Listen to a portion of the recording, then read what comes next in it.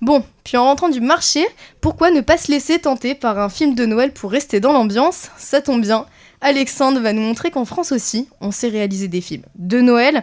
La preuve avec cette dernière sortie qui mêle genre policier et comédie festive, un stupéfiant Noël. Si on était déjà habitué aux productions qui mélangent humour et fêtes de fin d'année, comme avec La course aux jouets ou encore Maman j'ai raté l'avion, en France on a plus tendance à s'éloigner de ce style plutôt réservé aux téléfilms sur TF1.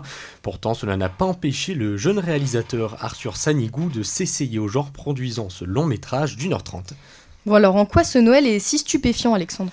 Alors nous allons suivre Greg, incarné par Mathias Kiviger, alias Ragnar le Breton pour ceux qui connaissent, un policier à la mentalité un peu morose qui n'est pas assez présent pour sa fille.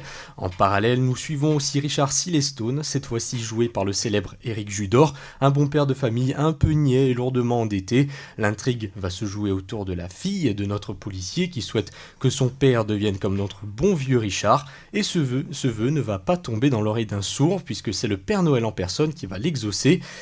Et grâce à la magie de Noël, nos deux protagonistes vont échanger de corps et ainsi occuper la vie de l'autre. La suite, c'est une avalanche d'humour, de cascades, de bagarres, mais toujours dans l'esprit des fêtes de fin d'année. Et est-ce que tu conseillerais à nos auditeurs d'aller le voir ce film? Bon, il ne révolutionne pas le genre, surtout après l'immense succès qu'a été Le Père Noël est une ordure dans les années 80, mais si vous êtes là pour passer un bon moment en famille ou pour rigoler pendant les fêtes, foncez le voir, il est déjà disponible sur Amazon Prime. Merci Alexandre, tu m'as limite donné envie d'y jeter un coup d'œil en tout cas.